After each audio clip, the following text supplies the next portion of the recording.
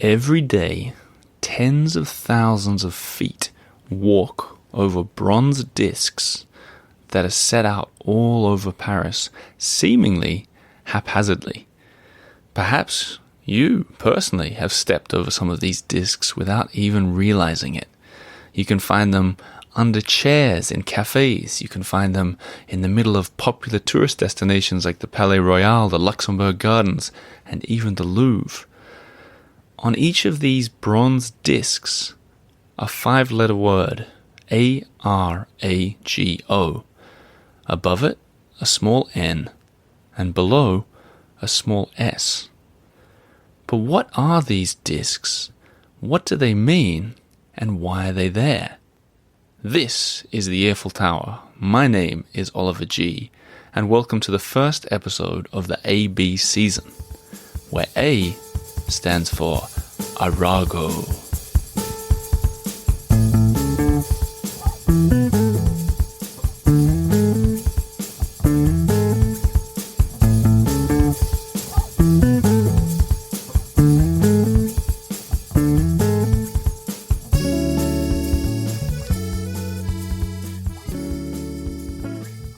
Now that was some original music from Pres Maxson, written specifically for this episode. I want to talk about it, but in a second. First, a bit of background. I want to try and give you the idiot's guide to Arago and meridian lines. You'll hear more about it later from experts, but just so we're all on the same page. Imagine the equator, the big line that runs around the center of the Earth. It was really easy for them to figure out where to put the equator because it was as far away from the North Pole and the South Pole as you can get. That's obvious, but where do you put the equivalent of the equator if you go around the top and the bottom? Where's the prime meridian? The problem is everybody thought it should go through their big city, including the French, who wanted it to go through Paris, and François Arago was really important in making this line through Paris. So that's crucial. In the end, this French meridian line didn't stick around, as you all know. We ended up with the Greenwich Meridian line, but this French one sort of got fame and remains really well known for several reasons. One is the Da Vinci Code, which we'll talk about later. They called it the Rose Line. So if you see the Da Vinci Code, you'll see Tom Hanks running along on similar medallions to the ones I mentioned at the start of the episode.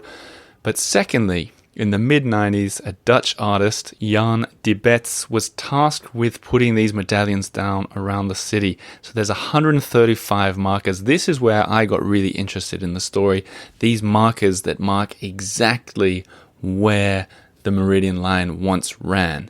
So this is where the story gets sort of relevant to everyone who's been to Paris. They put these 135 bronze discs from the very start of the Peripherique in the north all the way to the Peripherique, the ring road in the south.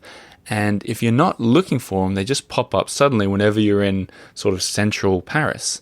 So I want to talk about the best place to find them and how you can do a little walk to discover them as well.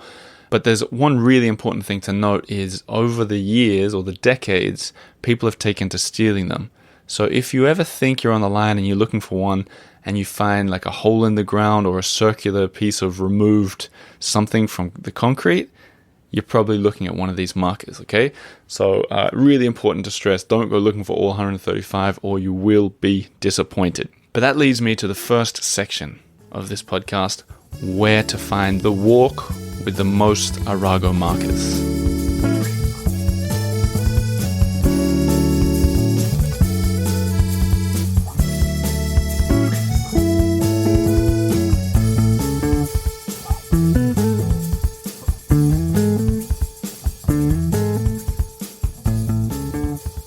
So you just heard a little bit more from Pres Maxson. Let's give him a shout out here. He says, I looked a lot for a song for the Paris Meridian. There are a handful of songs out there, but nothing was clicking over the past few weeks. And then I realized it. I was hearing something that had yet to be created. So my song to kick off the season is an Eiffel Tower original. And since we're starting the alphabet, it's of course in the key of A. And because there are 135 Arago medallions spaced across Paris on the Meridian line, this song has 135 single piano notes, also 135 A's, strung one right after the other from start to finish. In keeping with that theme, the tempo of the song is 135 beats per minute. Here we go. The song is Le Meridien de Paris. Well done, Pres. I love it. If you guys don't know who Pres is, he's our resident musician, the matryoshka of music, the maestro. He has a lot of names. And if you're a Patreon member, hopefully by now, you got the Eiffel Tower CD that we made as a gift to all the Patreon members. The Sound of Paris. Now, who knows, we might do another one for this season. Off to a good start. But there you go. Now, let's talk about the best place, in my opinion, to find the biggest concentration of markers. And what you want to do is you want to go to the Palais Royal in the first arrondissement. If you don't think you're familiar with it, it's where they've got the big black and white columns. And there's a really beautiful garden, like a perfectly manicured garden in the first arrondissement. You want to get in there, and specifically, you want to go to the south end where it opens up towards the Louvre. And at exactly that point where it opens up, so where you leave the black and white columns and go through that archway, right around there is this unusually huge concentration of these markers, and they're all there. And if you're anything like me, once you find one, and especially when they're close together, you just want to find the next one, and you'll find yourself like one of those drug sniffing dogs at the airport. You just be your head down and you get looking for them, and then you get this sort of excitement as you find each one. So you go through that little entry tunnel. First, go back a bit, go through the corridors. There's 2 or 3 in there. And then down through the tunnel, past a little shop. There's a cafe there, Café Le Nemours. And under one of the chairs there, like in the middle of that terrace, there's one on the ground. So people are just sitting there having their coffees, people watching, not realizing that they're sitting on the meridian line of Paris. And then you continue. It doesn't feel straight because it's sort of not exactly perpendicular to the road, but you follow it across past the metro station towards the Louvre. And then through that main entrance towards the Louvre pyramid, you can find one right by the pyramid. But then what happens? You're face to face with a museum. And who knows, in that enormous, famous, beautiful museum, the Louvre, who knows if there are medallions down there too? Well, actually, I know. Because Amber Minogue, who does Louvre tours, especially for a lot of Eiffel Tower listeners, she went down there with the microphone to hunt for the medallions. Here's her little report from inside the Louvre Museum.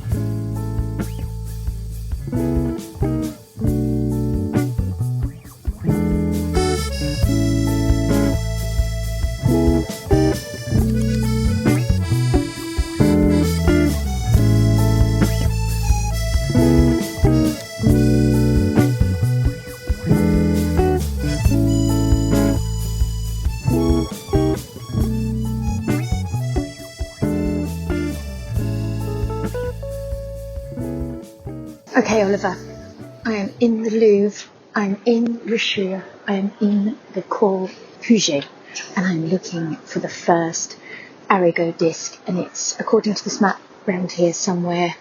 Yes, I found it. Here it is. Here is the first one. There are 4, I think, in Richelieu.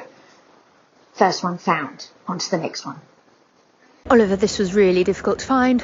I went up the stairs and down the stairs and round, but I found it. Here it is, the second one, also in the Cour Puget, just upstairs, so like on the entre mezzanine, in front of one of my favourite pieces in here, the Dragon, which comes from Rue de Dragon. Anyway, there is 2 more to find in Richelieu, and I'm hot on their trail. Okay. This was the most difficult one to find, and it is upstairs, but I found it. It is between the 2 escalators, still in Richelieu. Here it is. These are all 3 in the Richelieu wing, and now I'm going to go next door, well, across the pyramid, over to Denon to find the rest. Okay, Oliver, I have entered through Sully, past Philip Auguste's wall, and I am looking for the next Arago disc. I know exactly where it is, though. This is going to be super quick. There's 2 that we can see here. 2 are hidden away because they're renovating that area, and 2 are visible. I know where one is. I'm going to go straight to it. I do feel a bit silly talking into this phone, but no one cares. Here's the disc. I'm going to take some photos now. Okay, this last disc I can't find it. I'm going up, I'm going down. I just asked a security guard and he's never heard of them, and we looked at it together. I've got a feeling it might be in a shut part. 2 discs are definitely in like a closed off part, but I've got a feeling this one is as well. I've got no idea. I am defeated. I'm going to have one last look. I'm looking behind cabinets. I'm turning around. I'm talking to security guards who've never heard of the Arago discs, let alone this one. It's a mystery. Maybe Oliver, this one will have to stay mysterious. Maybe one of your listeners will find it.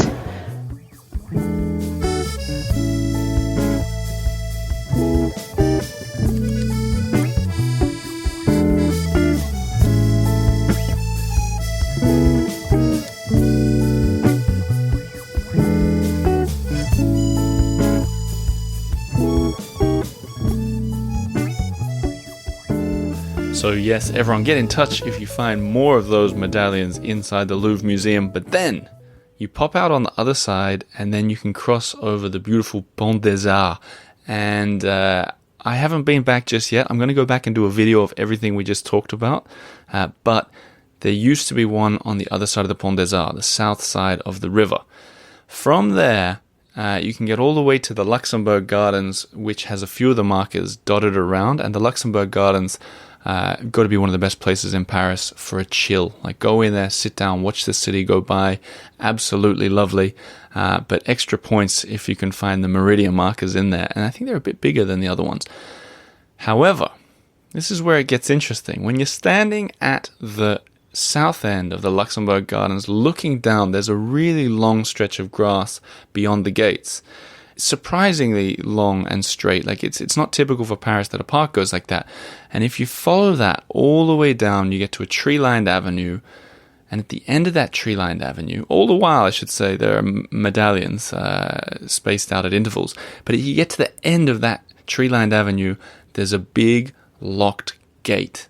And I'd seen this big locked gate before and wondered what was inside and why I couldn't go and see it. It turns out, behind that locked gate is the Observatoire de Paris, the Paris Observatory. Now, this is crucial here. There are several observatories in Paris. You might think that we're talking about the same one, but we're probably not. This is the ancient one, like 400 years old, closed to the public, on a huge space, and incidentally, on the Arago line, on the Meridian line. Now, I say incidentally. Truth is, there's no happenstance here. This was all on purpose, as you're about to hear, because I got in contact with the observatory and I said, can I come in?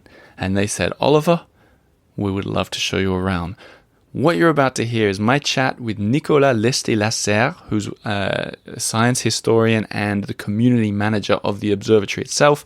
He took me and our photographer Augusta around for 2 hours. So for 2 hours we explored this observatory, and he explained the key links between it and the Meridian line of Paris. So buckle up, because I'm about to take you somewhere that very few people have been before. And to set the scene, when I met Nicolas, he took me inside. It felt immediately like we'd walked out into the countryside. This place is huge. It's weird. It's right next to the Luxembourg Gardens, but it's like empty all around. You feel like you're walking through the French countryside, trees all over the place.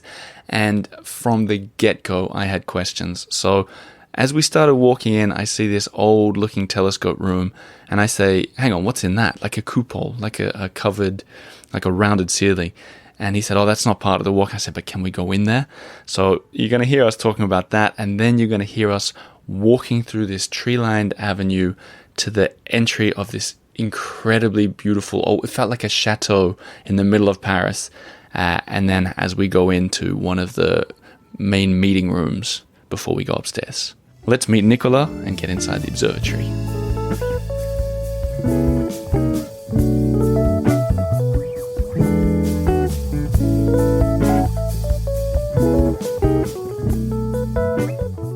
Nicolas, how are you? I'm good. And you? I'm very excited. I'm very excited. Can I say what we've just done? Even though we didn't take any photos, or is that something we can't talk about either? You mean about the telescope? Yeah. We've just seen a telescope from 1888, and well, telescope made to take photos of the sky, for the chart of the sky, photographic chart of the sky. And I was very excited in there because I feel like we're already finding secrets and we haven't even gone into the main building yet. No, and this telescope has nothing to do with the Arago, so we don't talk about it anymore. Let's maybe we should just explain this building we're about to go in. We're standing outside. I said that as we approached it, it felt like we were in Provence. Especially you can't see any cars, you can't hear any people. Do you get that sense that this is not Paris? Yes, actually it was the point when they decided to find a site for the Observatory of Paris. It was a really quiet site with the big view to the south. And so in 1667 it was a countryside here. We were outside Paris. Okay. Paris grew up a lot, and so now we are inside Paris, but at the beginning it wasn't. And because some urbanistic problems, the observatory were ignored of the big shame for Paris to growing up. And so the main avenues of Paris just goes close to the observatory, but not close enough to see it. So it's a building kind of hiding in Paris. It's not easy to see it. Well, it's hiding in plain sight, and it's closed to the public. So it's like one of these big, mysterious places. And now we walk through all the gardens to get to this amazing 1667 building. And as I understand, behind that door is the main salle, the main meridian room. Is that right? Yes, we go up. Can we go and look at it? Yeah, sure. Let's lead the way. Follow me. This is our first meeting with Monsieur Arago. Maybe now is a really good time for you to tell us a little bit about this man. Do you know much about the man? Yeah, so he started to study astronomy and mathematics, and he was a promising student. And because he needed a situation in Paris, he was from south of France, so it wasn't easy for him to live in Paris. He got the job of secretary of the library of the observatory. So it's how he get inside the observatory. And when you're secretary of the library of observatory, you don't do just library stuff. You do also astronomy. So he started to help the astronomers on some project, on some mission. And his first mission was to measure the meridian line south of Barcelona to expand the measure made before. Okay, so does that mean that south of Barcelona, so he was it him that was like, let's make this line go through Paris? Yes, the meridian line, it's a line so from the North Pole to South Pole, and the one crossing the middle of this building, what we call the Meridian of Paris, is coming from Dunkirk, north of France, to Perpignan, south France, and after that to Barcelona. It passed really close to Barcelona, and after that to the Balears Islands. I see. And Arago expanded the measure of this line to the Balears. And so if we think about Arago today, do we look back on him as being like one of the ultimate geniuses of France, or, just on a really great team, or? Not the ultimate genius. He made some pretty good stuff in astronomy, astrophysics, some invention, but mostly he was a really good manager. I mean, not a manager for the observatory, but he helped a lot of savants at the time in electricity, magnetism, physicians, there's many names, where Arago was kind of associate, promoter of the things. And so he did a lot of things. And also he was a really good Republican deputy. And he is famous also for his political work. Because it says on all the signs that he was an astrologist and an homme politique as well, on all the street signs and everything. But I want to rewind for a second, and this might be a challenge, but I want you to explain the French meridian line and why it's not the international meridian line, to me as if I'm an idiot. But first, while we're still in here, let's describe Arago for the people at home. In this picture, he looks to be about 50 years old, very serious looking guy. with a white sort of, what do you call this? It's not a scarf. It's kind of scarf, made of scarf. So we can assume this was painted in the 1840s or 50s. It's a copy of a portrait, and we have several. We have a lot of portraits on statue of Arago because he was famous person in science and in politics, and we know he had a lot of charisma, a really deep voice. So his speech at the National Assembly was really powerful. And so he had a lot of charisma. He was a really good teacher. He knew how to explain things. So we know that. And he was a good-looking man. It's true. He doesn't look to me like the kind of guy who would appreciate a joke. Maybe not, but actually he was really close to this family, and he had a lot of friends. Right. A lot of colleagues from different areas of the world and of France. So maybe he had some I don't know, maybe some spirit. Maybe he was a people's person. And then the centerpiece on the top of the ceiling here is incredible too. This celestial light blue angels and horses. It's an allegory of the path of Venus in front of the sun, which occur really rarely, 1 or 2 times every 150 years. Okay, onwards.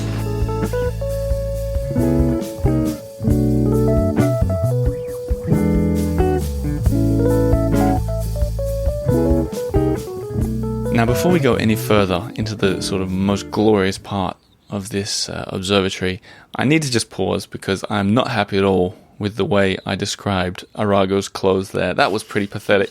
So I've asked my wife, Lena Nordengy, who is a fashion designer and artist, to do a better job. What is this guy wearing? It's not What did you say? I said he's got a white thing that could be a scarf, and that's all I said. Okay, so I want you to picture Mr. Darcy from the Jane Austen book. So typical 1800s sort of fella. Grumpy. He's got, very serious. He's got a fluffy hairstyle. He's got a white, wraparound scarf, I think. No, I'm kidding. Like a cravat scarf around his neck and a dark 3-piece suit. Okay. Yeah. That was easy. There you go. Well dressed? Very. We happy with this? Mm-hmm. Does he look like an astronomer, an astrologer, a political man? No, I'll put he's got my vote. Yeah. I put my trust in him. Thank you, Lena. Also, I want to point out everything that we're talking about in this observatory. Augusta Sagnelli was there taking photos. So there's going to be stuff on the EiffelTower.com, always the case, and pictures and videos of everything we're talking about. But from this beautiful meeting room, we went upstairs what must be one of the most beautiful staircases I've ever seen. Certainly, and in Paris, I want to do a whole story about staircases, but this really unusual sort of spiraling, grand, pristine staircase. And we went up into the main salle Meridien. You're going to hear me yell it, making it feminine, salle Meridienne. You can laugh at me if you want, but the echo caught me by surprise. The salle Meridien, the main room, along the floor is just a really long marking for where that line ran. Windows on either side looking out over all of Paris, and it just being so obvious and so clear that a big line went there. You can see all the way down to the Luxembourg Gardens. Pictures of that too. But now you're going to hear from me and Nicolas again in this salle.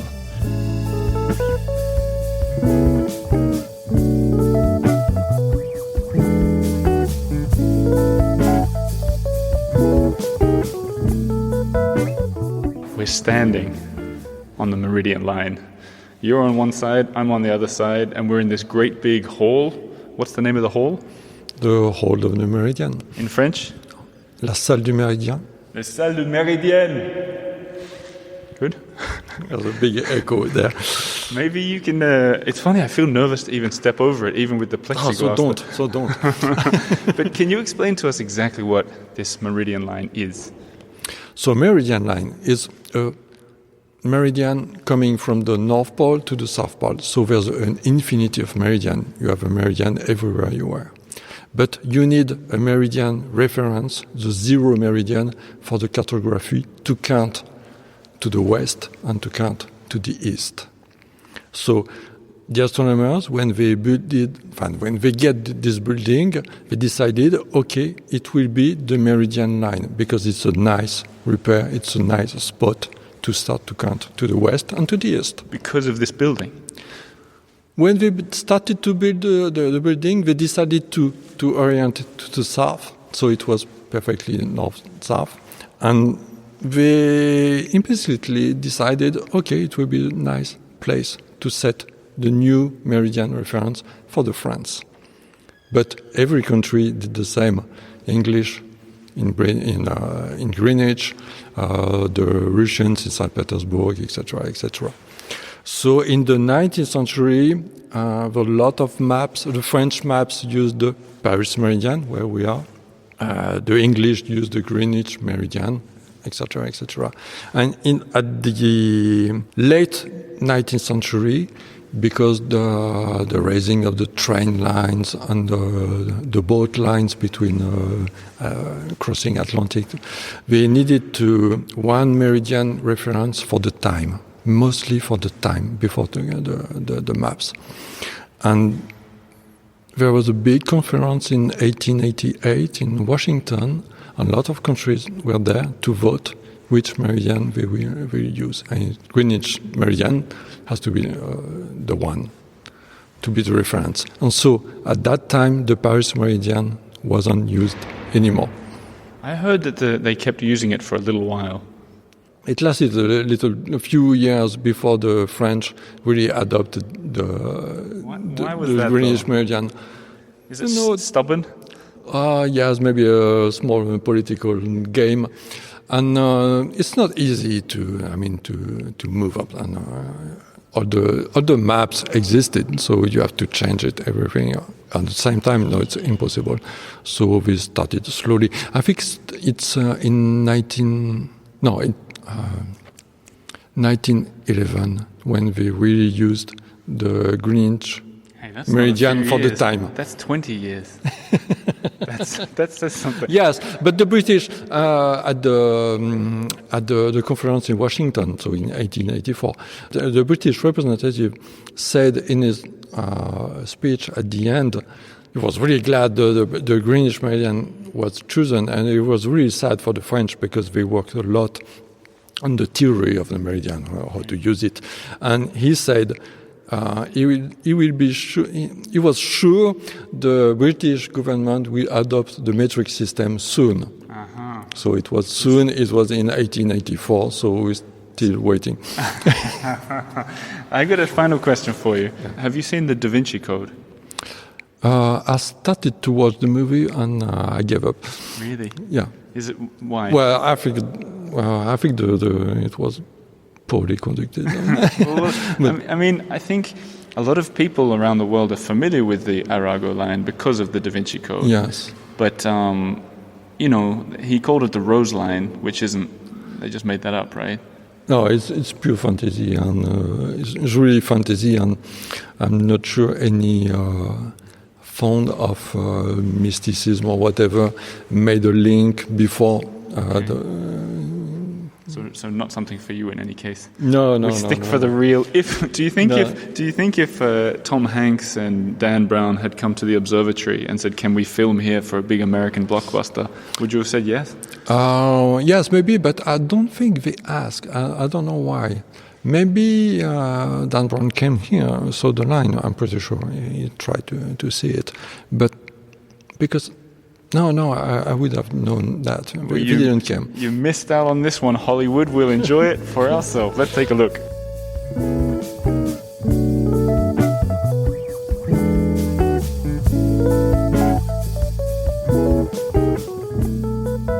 And yes, indeed, we did enjoy it for ourselves. We went up. This should be in a Hollywood movie. This building was just so the pristine aspect of it, because I think so many of these centuries-old buildings in Paris, in Paris, the churches and so on, they have a lot of people going through them and they just get naturally dirty. Whereas this one, I guess, is, I don't know, they look after it a little bit better. There's fewer people stealing things. I don't know. It's just perfect. So, From there, we went back to the staircase and kept going up because we were going to see inside the actual observatory itself. So we're like several floors up now. We went through the staircase onto the rooftops, which if you've been listening to this show for a while, you know I'm a huge fan of the rooftops of Paris, these new, unparalleled, unusual perspectives on the city. I love it, with everything. The whole city was out there, and we were in the south side here, so it's kind of a little bit different. And there, at the end of it, was what looked like a space shuttle. It was this big, kind of white and padded on the outside, it seemed, with little holes in the side, something from outer space. And we went in and took a look.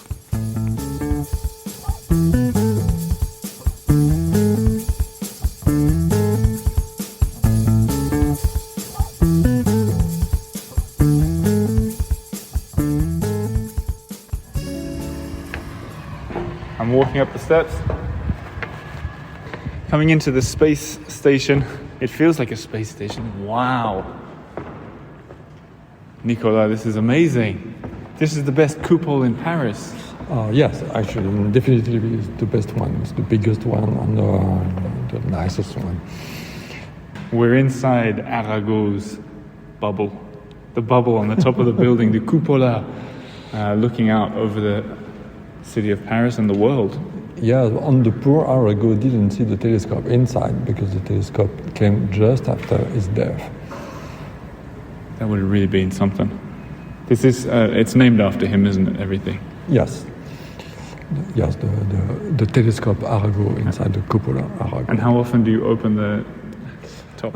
Actually, quite often, but for the students observatory do some work in it. Is it that button there that opens it? That button behind you? No, just for the light.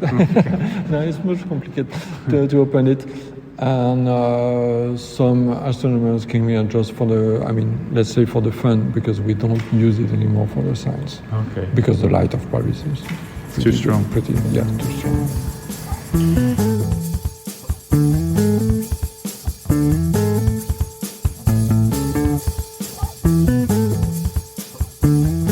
And so you see, the Observatory of Paris, hundreds of years ago, probably the best place in the country to see the stars. Nowadays, the lights of Paris are too bright, and a lot of the space at the observatory is used for research.